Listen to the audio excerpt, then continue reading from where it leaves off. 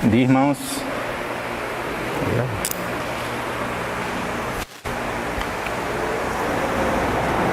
Graça e a paz do Senhor seja com todos vocês.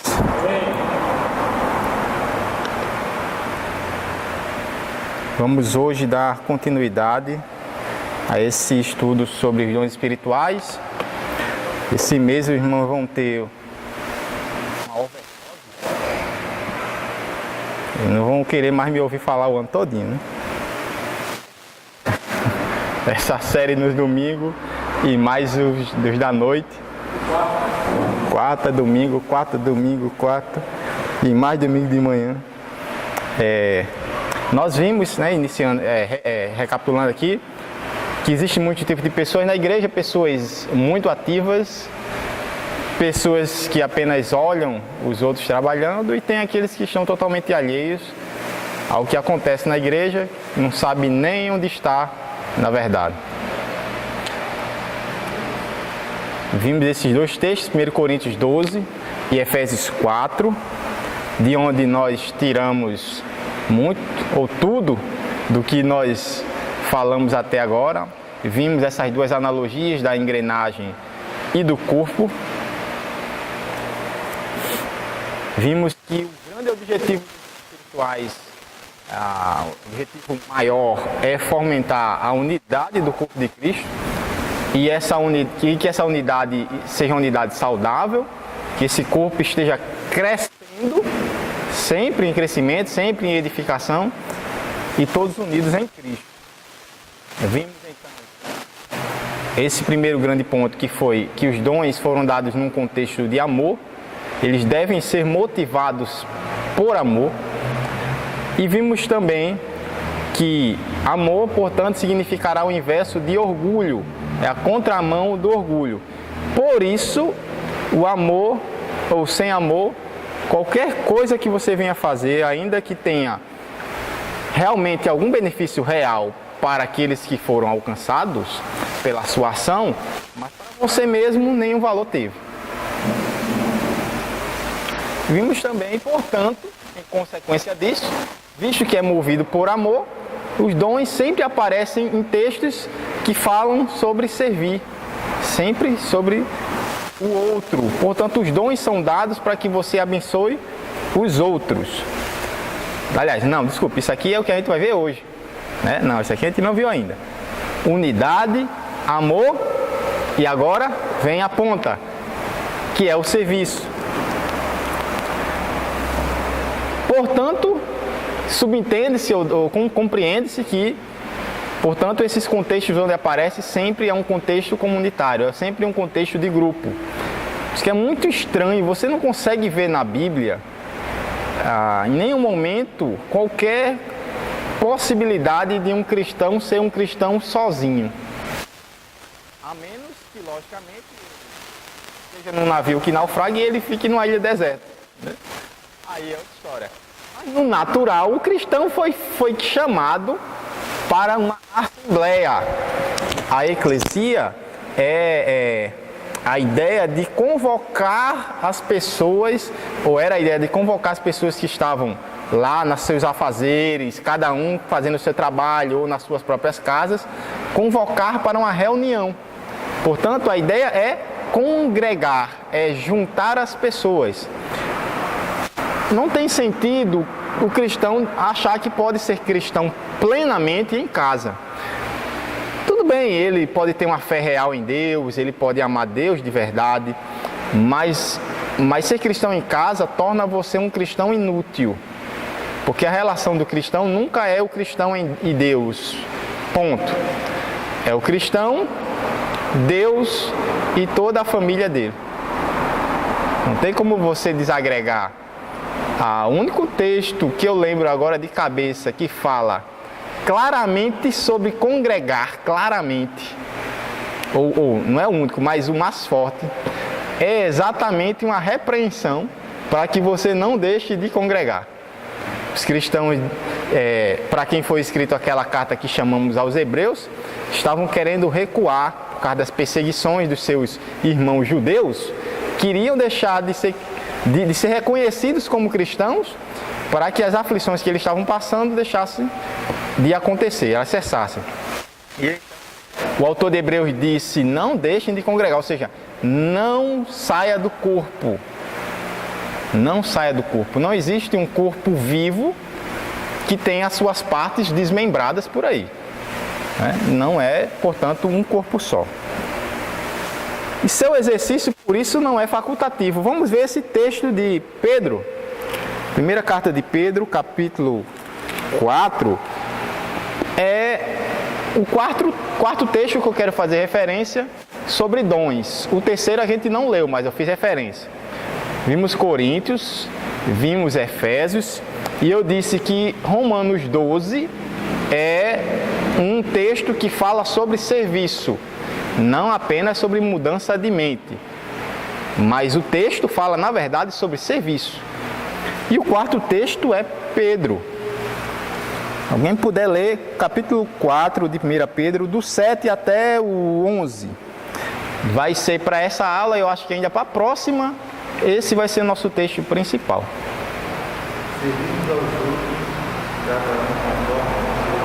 Versículo 7?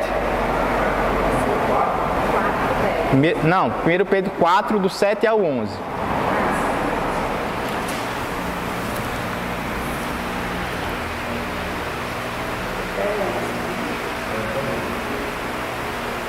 Ora, o fim de todas as coisas está próximo. Sede, portanto, criteriosos e sóbrios, além das vossas orações. Acima de tudo, porém, tende amor intenso uns para com os outros, porque o amor cobre multidão de pecados. Sede mutuamente hospitaleiros sem murmuração.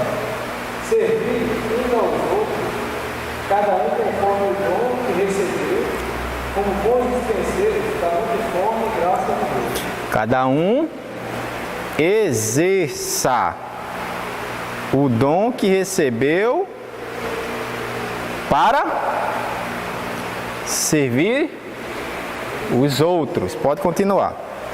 Se alguém fala, fale de acordo com os oráculos de Deus. Se alguém serve, faça na força de Deus, na força que Deus supre, para que em todas as coisas seja Deus glorificado por meio de Jesus Cristo, a quem pertence a glória e o domínio dos séculos dos séculos. Amém. Não é opcional exercer o dom que você tenha recebido. Exerça, porque o fim está próximo. Nós precisamos, portanto, ele diz, glorificar a Deus. Novamente essa palavra que sempre a gente acaba repetindo e que não é por acaso. Para que em tudo seja Deus glorificado, é preciso que cada um que recebeu o seu dom esteja no meio dos seus irmãos, exercendo esse dom para ajudar os outros, os seus irmãos. Portanto, não tem como a gente imaginar que a gente recebeu tamanha coisa de Deus, que é o dom espiritual, e nós vamos dizer, cada um recebeu, ninguém ficou sem dom, e a gente simplesmente sentado, olhando as coisas acontecer, ou como dissemos, nem sabendo o que está acontecendo. Isso é clara falta de amor. E como a gente vê na palavra que não existe amor a Deus que não implique em amor ao outro, e não exercer o dom é clara falta de amor para com o outro, isso tende, talvez não a negar, mas no mínimo colocar uma dúvida pesada se a gente ama a Deus de verdade. Isso é muito sério. Não querer servir os outros com o dom que recebeu é não amar. E não amar o irmão é pecado. Omissão é pecado. Não é pregação não, é aula. Vem mais para perto. É bom, tá todo mundo pertinho. Isso é falta de amor. Vem mais para perto. Você tem uma dúvida, quer falar, às vezes de longe fica até inibido, né? De pertinho a gente acaba gerando um vínculo maior. Na pregação talvez não faça muita diferença, mas numa aula faz. Cada um, portanto, administre a graça que recebeu de Deus. Ele está chamando de uma graça, né, de um dom, é algo que Deus concedeu, não é uma habilidade meramente. Uma habilidade a gente desenvolve, mesmo que não tenha um dom, por exemplo. É claro que eu poderei não ser um guitarrista extremamente famoso, mas eu poderei ser um ótimo guitarrista. Basta que eu me dedique. Não depende tanto de dom, depende de esforço. Mas o dom não dependeu de esforço, Deus lhe concedeu. Agora, implicará em esforço para que você aperfeiçoe.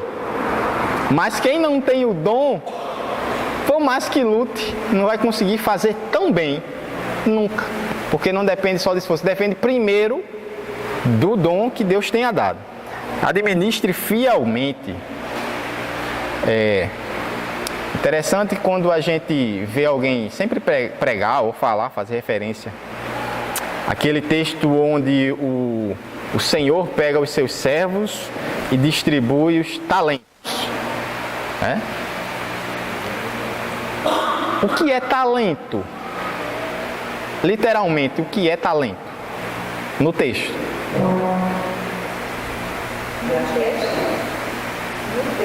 No texto. Eles fizeram o que com aqueles talentos? Tinham que fazer o que? Negociar. Portanto, não pode ser habilidade. Estamos falando de negócio. Literalmente, de negociar. Não é uma habilidade. Você não negocia, vende e compra. É ouro. Ou prata. Talento é unidade de peso. Apenas. Todo mundo, a gente fica ouvindo isso uma vida toda. Do pessoal apenas reproduzindo as coisas sem saber o que está dizendo. É uma unidade de peso. Geralmente, a medida que entende que era na época era cerca de 40 quilos um talento. Portanto, era um valor, mesmo que recebeu pouco, não recebeu pouco. Né? Se você receber um talento, era 40 quilos de prata, de ouro, conforme fosse a coisa, o elemento lá. Talento ali é toda a graça que Deus nos dá, é tudo que Ele nos concedeu quando a gente ingressou no reino. Tudo. Inclusive os dons. Certo? Não são habilidades ali necessariamente, embora elas estão incluídas. A gente portanto, vê que o indivíduo lá não foi, o que foi repreendido, não foi repreendido porque ele tinha um talento. A uns Deus deu 10, a outro deu 5, a outro 6, a outro deu só 1. A grande infidelidade dele foi simplesmente ter pego o valor, ter pego a riqueza que recebeu e simplesmente ter enterrado. É por isso que ele foi infiel. Ele podia ter conquistado 2, que fosse. Ainda assim, ele teria feito o mesmo esforço do que conseguiu 20. Por quê? Porque 100%. É a produtividade. É exatamente o pegar o que Deus lhe deu, não interessa o que foi, e usar. Apenas isso, usar. O efeito, quem faz é o Espírito. A gente só precisa usar. A fidelidade não tem a ver tanto com eu quero dizer, eu falei produtividade exatamente do seu serviço. Não é o resultado que vai dizer se você foi fiel ou infiel, mas foi o exercício do dom que Deus lhe deu. Jeremias pregou uma vida toda. Foi um profeta, literalmente um profeta de Deus. Deus lhe dava as palavras e ele proclamava. Nem queria, mas proclamava. E Israel pereceu do mesmo jeito. Foi escravizado do mesmo jeito. Aquelas palavras de Jeremias não valeram nada. E Jeremias, portanto, foi um profeta fracassado. Outro profeta que fracassou, Isaías. Capítulo 6, quando Deus tem o seu chama lá Isaías, naquela visão que ele tem e tudo mais, ele diz: quem vai por nós, né? Quem vai ser a nossa boca no meio desse povo. Isaías disse, eu vou, e todo mundo se anima nessa parte e tal. Mas a gente nunca lê o final do capítulo. Deus já diz a Isaías, Isaías, ninguém vai dar ouvido a você, se prepare. Você já imaginou Deus dizer, você vai se desgastar, você vai sofrer, você vai sofrer muita coisa por ser a minha boca, por ser as minhas mãos, por ser os meus pés. Mas se prepare, o seu trabalho não vai ter resultado nenhum. Você imagine, e Deus dizer isso a você no início do seu ministério. Você vai ser um pastor, mas se prepare, a sua igreja vai esvaziar. Quem quer? Esse é o chamado de Deus, meus. Não que a gente produza resultado, o resultado é dele. É que a gente seja fiel em cumprir o chamado dele. É sobre isso que se trata aqui. Por isso que o dom é dado num contexto de serviço, de atuação. O resultado foge às nossas mãos. Mas isso não implica que a gente, portanto, vai fazer de qualquer jeito, que o resultado é Deus que faz, não. Pelo contrário. É exatamente porque Deus está nesse negócio que a gente é obrigado, do fundo do coração, esse amor de Deus nos constrange a fazer o nosso melhor. Melhor. Porque é para a glória dele, diz Pedro. Em última instância e em primeira instância, é para a glória dele. Aí vem uma palavrinha que eu acabei de usar de propósito. Ministério. O que é um ministério? Porque uns exemplos aí, Ministério da Cultura, da Pesca e tal, Ministério Público. Aí a gente chega no contexto de igreja. Ministério de oração, Ministério de louvor, Ministério de intercessão, Ministério de dança. Será que Ministério de oração ou na oração cabe a palavra ministério? No louvor cabe a palavra ministério? Na dança cabe a palavra ministério?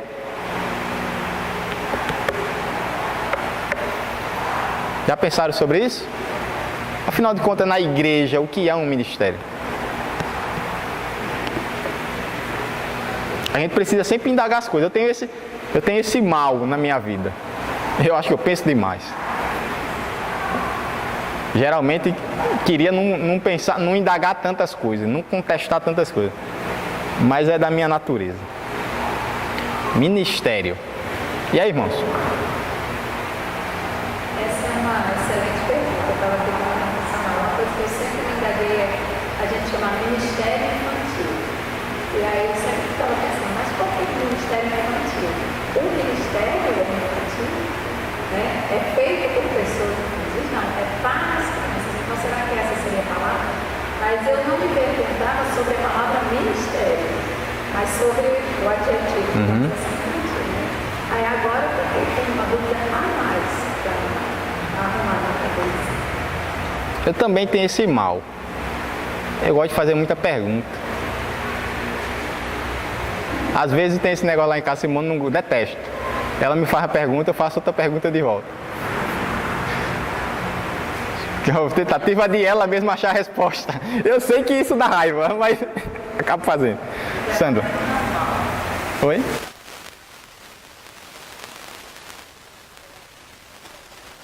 Não sei se é, mas... veja só. Quando a gente fala ministério, eu entendo que ministério deve ser entendido como o exercício do dom espiritual. Quando você tem o seu dom e você exerce o seu dom, você tem um ministério. Outro tipo de palavra que o pessoal usa muito, não erradamente, mas erradamente no sentido de que resume a isso, quando você tem igrejas, por exemplo, na nossa pode também se dizer, mas é muito mais claro quando certas igrejas que ocupam o palanque da igreja com presbíteros, auxiliares e diáconos e fica pensando, ali está o ministério da igreja. Ministério é o exercício de qualquer dom que você tenha. Por isso que não pode ter ministério de oração. Porque a oração não é dom. A oração é aquilo que todo crente tem um privilégio de fazer. de falar com seu pai. Não é um dom. Até porque se fosse o dom, uns orariam e outros não. Ministério de louvor. Louvor não é dom. Louvor é um exercício, uma atividade que a gente faz para a glória de Deus. Mas não é dom espiritual. Nem faz parte daquela relação e nem tem nenhuma natureza igual às relações que a gente vê na Bíblia de dons. Se você tem o dom de consolar e você exercita o seu dom na igreja, de reconhecer pessoas que estão sofrendo e levar uma palavra, você tem um ministério. Mas o ministério só ocorre na sua vida se você exercitar o seu dom. Se você servir com o seu dom. Isso é um ministério. Ministério não é só o que um pastor faz, um professor faz, um pregador faz. Ministério eu diria mais, as pessoas estão sempre servindo na igreja, sempre ajudando, sempre auxiliando. Ela tem ali seu ministério. Ministério não se resume a alguns dons. Ministério é o exercício do seu dom, independentemente de qual seja. Agora, nós podemos utilizar um dom de consolo na música? Podemos. Aí o seu ministério estará sendo exercido, de repente, em canções nos cultos, na igreja, num círculo de oração, músicas, ou até na composição de músicas. Músicas que trazem conforto, que trazem firmeza, confiança em Deus. Produza isso. Ali está o seu ministério também sendo exercido. Mas não é o louvor, não é a música que é o ministério. Seu ministério seria um ministério de consolação. Seja exercido na música ou nas palavras. Certo? Eu acho que pode salientar também dentro desse ministério, pode acontecer, sem identificação com as pessoas,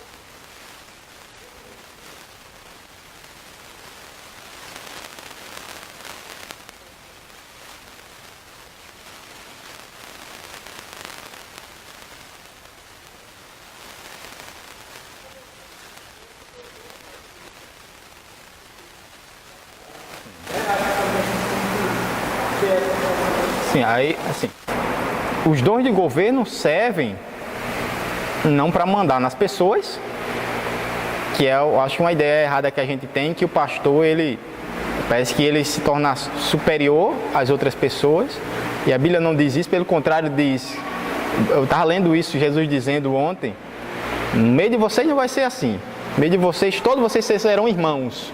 O pastor não é mais do que um irmão, todos nós. Mas ele recebeu um dom e a igreja reconheceu esse dom naquele pastor, de que ele tem um chamado para o governo, mas o governo não é igual o governo que manda e todo mundo obedece, mas de liderança. E o que faz a liderança se não ajudar a cada um que tem, e a gente vê isso muito fortemente em Efésios, que a gente leu, muito fortemente em auxiliar cada um a exercer seu próprio dom. Porque quem tem o dom de liderança não faz tudo. Ele é líder. Às vezes ele não sabe fazer outras coisas, a não ser liderar. Mas as pessoas que estão sob a liderança dele são levadas, ele consegue levar as pessoas a realmente desenvolverem e exercerem seus próprios dons. Aí, nesse sentido de ser guiado, né, de ser balizado pela palavra, nesse sentido a gente tem que ter cuidado realmente de exercer os nossos dons de acordo com o que, e eu digo mais, não é nem de acordo com o que o pastor manda, mas com a palavra de Deus que ouvimos na boca do pastor. Né? Porque se o pastor está falando alguma coisa que é contrária, nós ficamos com a palavra. Então, é porque esse homem tem postura, tem exemplo para nos guiar. E porque esse homem tem a palavra de Deus no coração e nos seus lábios, e tem esse dom de liderar, aí nós seguimos essa pessoa. aí ele é um pastor. Né? E olha que eu tenho visto que é difícil achar um por aí, viu?